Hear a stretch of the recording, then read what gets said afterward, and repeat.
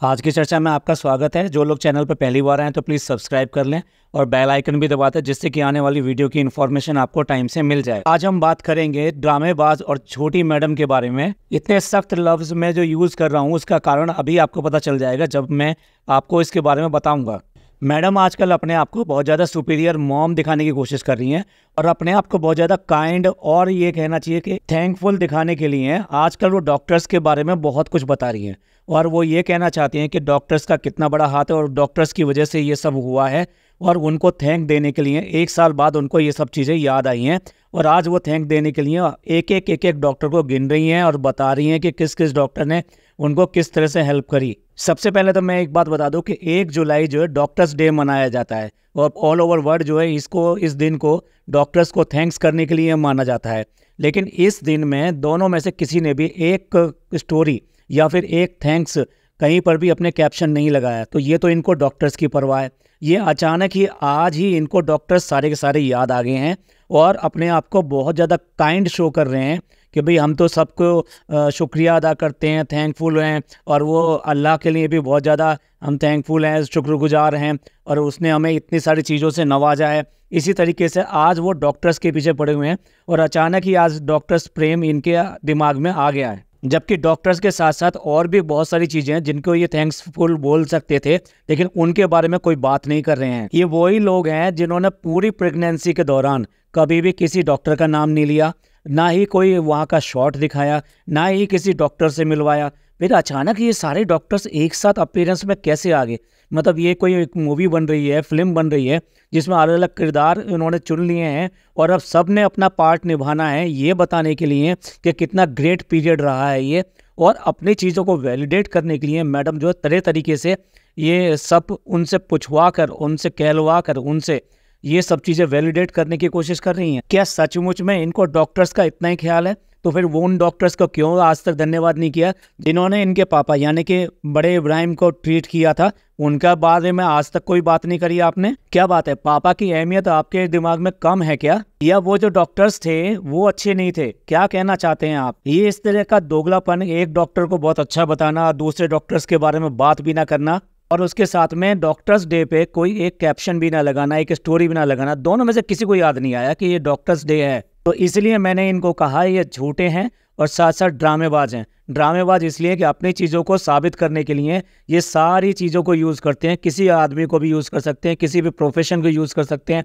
लेकिन अपनी बात किसी भी तरीके से सही दिखानी है, क्योंकि कहीं ना कहीं हर समय कोई ना कोई झोल झाल करते रहते हैं। अब उस झोल झाल को मिटाने के लिए, उसको कवर अप करने के लिए इनको इन सब चीज़ों का सहारा लेना पड़ता है। ये नॉर्मल तरीके से व्लॉगिंग नहीं कर रहे, ये नॉर्मल तरीके से अपनी लाइफ को नहीं दिखा रहे हैं। जो ये कहते हैं हमारी जीरो फिल्टर लाइफ है और जो कुछ जैसा होता है वो हम वैसा ही दिखा देते हैं। अब इसी को देख लीजिए, इनके जो बच्चे को ट्रीट किया था उस टाइम जो चाइल्ड स्पेशलिस्ट था वो दूसरा था और अभी जो चाइल्ड स्पेशलिस्ट सामने आया है वो दूसरा है, जिसका हमने पिछले वीडियो में फोटोग्राफ्स वगैरह भी सारे लगाए थे और याद भी दिलाया था कि जो इन्होंने व्लॉग बनाया था जब जनाब झलक दिखला जा में चल रहे थे, तब ये बच्चे को एक बार लेकर गए थे कि भी काफ़ी दिन हो गए और जो है डॉक्टर्स क्योंकि बाहर गए हुए थे इसलिए हम उसका चेकअप नहीं करा सके थे, तो इसलिए आज जाना बहुत ज़रूरी हो गया है।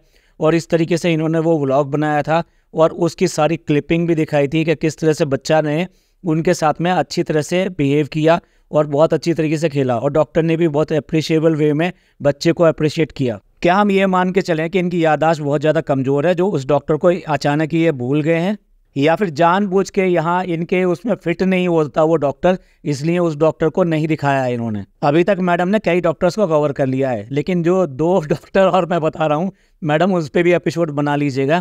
एक तो कोई ना कोई पैथोलॉजिस्ट होगा जिससे आपके बहुत सारे टेस्ट हुए, पूरी प्रेगनेंसी में बहुत सारे आपके टेस्ट हुए होंगे, उन डॉक्टर को भी खोज निकालिए, उनसे भी बात कर लीजिए, क्योंकि उन्होंने लंबे टाइम तक आपका रिपोर्ट्स बनाई होंगी, आपको बताया होगा आप हेल्दी हैं, आप क्या कर रही हैं, कैसे कर रही हैं, क्या बेटर करना चाहिए। साथ साथ एक डॉक्टर और भी होगा जो कि एनेस्थीसिस्ट होगा, जिसने कि आपको ऑपरेशन के दौरान यानी सी सेक्शन के दौरान आपको हेल्प की होगी। चलिए, वो जो डॉक्टर था उसने तो शायद एक बार ही आपको ट्रीट किया होगा, लेकिन पैथोलॉजिस्ट जो है उसने तो बार बार ट्रीट किया होगा आपको। और हाँ, उनको भी याद कर लीजिए जो आपके पापा को ट्रीट किया था, उन डॉक्टर्स को भी याद कर लीजिए। अच्छा नहीं लगता, बेचारे बुरा मान जाएंगे। ये अच्छी बात नहीं है कि आप किन्हीं डॉक्टर को पूछें, बाकियों को ना पूछें, इसका कोई वजह नहीं है। अगर है तो आपको जरूर बताना चाहिए। लोग इनको जो कमेंट करते हैं उनका भी वो जवाब दे रही हैं। ये कह रही हैं कि मैं कोई अकेली मदर नहीं हूँ, बहुत सारे लोगों ने बहुत सारे बच्चों को मुझसे भी अच्छा पाला होगा। यस मैडम, बहुत सारे मदर्स ने ये काम किया है और हिंदुस्तान जो है इतनी बड़ी जनता को लेके ऐसे ही नहीं है विश्व में नंबर 1। इंडिया की मदर को मदर इंडिया कहा जाता है और उन्होंने हर तरीके से अपने बच्चों को बहुत अच्छा पाला है और वही बच्चे पलकर जो है आगे राष्ट्रपति बने हैं, कुछ साइंटिस्ट बने हैं, कुछ डॉक्टर्स बने हैं, पता नहीं क्या क्या प्रोफेशन में उन्होंने कितना कितना नाम किया है। इंडिया का ही नहीं, पूरे के पूरे विश्व में उन्होंने अपना नाम किया है। इसी देश में गांधी जी भी पैदा हुए थे और इसी देश में पंडित जवाहरलाल नेहरू पैदा हुए थे और इसी देश में कलाम साहब भी पैदा हुए थे और भी बहुत सारे हैं।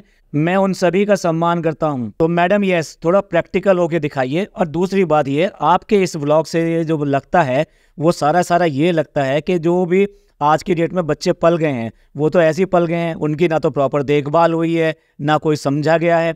आप इतनी छोटी छोटी बातों को डॉक्टर्स के ऊपर डालती हैं, जबकि आपके घर में 2-2 माएँ मौजूद थी। उसके बाद में भी आपने हर चीज़ को उन डॉक्टर्स के ऊपर डाल के ये सारी बातें की, चाहे वो दाल के पानी के बारे में बात हो या फिर चावल के पानी के बारे में बात हो या फिर बच्चे को फीड कराने की बात हो। मैडम आप किस दुनिया से आई हैं ये तो बता दीजिए। मुस्लिम्स में या हिंदूज में जितने भी प्रथा होती हैं बच्चे के पैदा होने के बाद में, आपने कोई सी भी पूरी करी है? आपने प्रॉपर तरीके से कोई सी भी पूरी नहीं करी है और आप बात कर रही हैं सारी इस तरीके की। यानी मुझे तो ऐसा लगता है कि आप मतलब आज ही जो है हिंदुस्तान में आई हैं और कुछ जानती नहीं है, इसलिए आपको जो है सबसे जो समझ में आता है वो डॉक्टर समझ में आता है, जबकि गूगल भी आपके लिए बेकार की चीज़ है। गूगल की चीज़ें को भी आप कुछ समझती नहीं है। आधार कार्ड का हमने एग्जाम्पल देख ही लिया था और आपका बस चलता, आप तो पासपोर्ट भी जो घर बैठे ही बनवा लेती। तो इसलिए यस मैडम, दूसरी मदर्स को शर्मिंदा बिल्कुल मत कीजिए। आप जो ये ढोंग रचा रही हैं कि मैं ही सबसे बड़ी मदर हूँ, मैंने ही सब कुछ काम किया है और मैं ही समझती हूँ, ये बेकार की बातें हैं। दूसरा पॉइंट जो आपने कवर किया कि भाई ब्लॉग जो है बोरिंग हो जाते हैं, हम बैठकर बातें करते हैं। यस, क्योंकि हम जो है ना पॉडकास्ट नहीं देख रहे हैं, ना ही हम लोग कोई इंटरव्यू देख रहे हैं कि जो सामने आप बैठ जाओगे और आके सारे भाषण दोगे, ना ही आप टीचर्स वाली लाइन में आते हो, ना ही कोई प्रोफेसर हो जो कि आपकी बात को सारे लोग सुनते रहें। ब्लॉगिंग का मतलब आपने तो भाषण देना समझ लिया है, टीचिंग देना समझ लिया है। और एक चीज़ और जो आपने स्टार्टिंग में किया, आपने सबसे पहले एक पराठा बना कर दिखाया, उसके बाद में दाल दिखाई, उसके बाद में दही दिखाई और ये बताया कि ये फुल मील है बच्चे का। पर मैडम मैं ऑर्थोडॉक्स होने की बात नहीं कर रहा हूँ, लेकिन इंडियन कल्चर जो है ना वो क्या है कि हमारी मदर और हमारी दादी या जो भी घर में बड़े होते हैं ना उनसे आता है और हम उनकी चीज़ों को ही अपना लेते हैं, चाहे वो अच्छी हो या बुरी हो या उनका कोई लॉजिक निकलता हो या ना निकलता हो। तो यहाँ हम ये कहना चाहते हैं कि इस तरह से बच्चे के जो खाने को इतना ज़्यादा कौन फोकस करता है कि इतना बड़ा पराठा, उसके बाद में दाल भर लिया आपने, उसके बाद में कर्ड भी भर लिया। 1 साल के बच्चे को इतना सारा फीड कौन कराता है, कौन खिलाता है? और अगर खिलाता भी है तो कभी किसी को बताता नहीं है। यही वो बात है जिसके लिए मैं कह रहा हूँ कि ऑर्थोडॉक्स वाली बात नहीं कर रहे हैं, लेकिन फिर भी हम करते हैं। और अगर आप ये कह रहे हो कि ये ऑर्थोडॉक्स वाली बात है और मैं पढ़ी लिखी हूँ, मैं ऐसा नहीं करती हूँ और मैं ऐसा नहीं करूँगी, तो आप ये बताओ कि आपने जनाब की नज़र क्यों उतारी, आपने उनका टीका क्यों लगाया? क्या ये ऑर्थोडॉक्स नहीं है? क्या ये पढ़े लिखे वाली बात है? क्या ये सेंसिबल बातें हैं? क्या इससे ये जाहिर नहीं होता कि आप भी इन सब चीज़ों में विश्वास करते हो? ऐसे नहीं चलेगा जैसे आप ये कहना चाह रहे हो कि भी जब आपकी मर्जी हो तो आप जो है इंडियन परंपराओं को साथ ले लें, चाहे उसका लॉजिक हो या ना हो, लेकिन जब आपकी मर्जी हो तो सबको एक साइड में रख दें, जबकि पूरा हिंदुस्तान एक चीज़ करता हो और आप उससे बिल्कुल अपोजिट चीज़ करके दिखाएं। ये डबल स्टैंडर्ड नहीं चलेगा। ऐसा हम इसलिए कह रहे हैं कि आपके व्लॉग को पता नहीं कितने सारे लोग देखते हैं और वो इन सब चीज़ों को इन्फ्लुएंस होकर वही चीज़ करने की कोशिश करते हैं। और इसका मतलब क्या है कि क्या वो भी अपनी दादी, नानी, सास और इन सब को एक साइड में रखकर अपने तरीके से ये सब चीज़ें करें? वैसे खुलापन के नाम से इतनी ज़्यादा दरारें आ गई हैं फैमिली में और इतनी आइसोलेशन में फैमिलीज चली गई हैं और या लोन बिल्कुल साइड में होकर जीवन जीने का एक तरीका निकल आया है। मोबाइल ने ऑलरेडी हम सब लोगों को इतना सेपरेट अलग अलग कर दिया है। उसके बाद में आप इन छोटी छोटी चीज़ों से, जिनसे कि आदमी एक दूसरे से जुड़ा रहता है, रिश्तों से जुड़ा रहता है, वो सारे रिश्तों को आप साइड में रखकर आप ये कहना चाह रहे हो कि हम तो अपनी मर्जी से चलेंगे, हमें कोई फ़र्क नहीं पड़ता, हमारे लिए कोई वैल्यू नहीं रखते, बस वो ये सिर्फ व्लॉग में इन सब में तारीफ़ करने के लिए और बेटी बहू और ये सब बनने के लिए रह गई हैं। बाकी और किसी चीज़ में उनका अधिकार नहीं है, वो किसी तरह से बोल सकें या किसी तरीके से भी कह सकें। आपके इसी एरोगेंट जो बिहेवियर की वजह से आपके पूरे प्रेगनेंसी के दौरान किसी भी ने कोई टिप्स नहीं दी, आपको कोई बताया नहीं। हाँ, आप जो है टिप्स ले रहे हो तो आप टिप्स किससे ले रहे थे? आपके जो व्यूअर्स हैं वो दे देते हैं, नहीं बेटा ये खाना चाहिए, बेटा ये मत खाना और ये ऐसे करना। और बड़े प्यार से आप जब बताती थी कि भाई उन्होंने मुझे ये सलाह दी और उन्होंने मुझे ये कहा, तब क्यों माना था आपने? तब भी कहती ना मेरे डॉक्टर ने ऐसा कहा है तो मैं तो वही करूँगी, मुझे आपकी कोई परवाह नहीं है और मैं आपकी सुनने वाली नहीं हूँ। मैडम का जो ये डॉक्टर प्रेम है ना, ये सिर्फ और सिर्फ ड्रामा है, इसके अलावा और कुछ भी नहीं है। मैं डॉक्टर्स को बहुत ज़्यादा प्रेज़ करता हूँ, उनके लिए बहुत थैंकफुल हैं, क्योंकि हमारी सोसाइटी आज की डेट में हेल्दी रहती है तो उनकी वजह से रहती है और वो बहुत ज़्यादा हेल्प करते हैं सोसाइटी को। तो मैं उनके कंट्रीब्यूशन को बिल्कुल भी कम नहीं कर रहा। लेकिन क्या है कि अगर कोई डबल स्टैंडर्ड यूज़ करता है और ड्रामे के लिए और वो उसको अपने एक सोचे समझे मकसद को पूरा करने के लिए अगर यूज़ करता है तो उसके खिलाफ हम जो है आवाज़ उठा रहे हैं। हमने इसीलिए ये वाला पॉडकास्ट बनाया है कि किस तरह से ये अचानक ही जो है इतने डॉक्टर प्रेमी कैसे हो गए हैं। तो मैडम हमें कोई फ़र्क नहीं पड़ता, आप अपने बड़ों की इन सब की बातें माने या ना माने, या फिर जो है खाली डॉक्टर्स की बातें अकेले उनकी ही बात माने और बाकी लोगों की ना माने, हमको इससे कोई फ़र्क नहीं पड़ता। लेकिन ये ड्रामा ना करें। एक तरफ तो जो है उनके ये कहती हैं ये मेरे इतने बड़े पिलर्स हैं और इन्होंने मेरी जो प्रेगनेंसी और ड्यूरेशन 1 साल में इतनी ज़्यादा हेल्प करी है, इनकी वजह से मैं ऐसा कर पाई वैसा कर पाई। और देख तो हम रहे ही हैं, सभी लोग देख रहे हैं कि आप क्या दिखा रहे हो, तो उसके बिल्कुल अपोजिट है ये सब चीज़ें। इसी तरीके से 1 साल तक डॉक्टर्स बिल्कुल गायब और अचानक डॉक्टर्स इन। सिमिलरली लाइफ में और भी कई मौक़ों पर आपके डॉक्टर्स की ज़रूरत पड़ी थी, ख़ास तौर से जैसे हमने एग्जांपल दिया जब आपके पापा का वहाँ पर हुआ था और आप लोग जो है वहाँ पर हॉस्पिटल में भी जाके रहे और पास में एक बंगला लेके रहे, होटल में जाके रहे।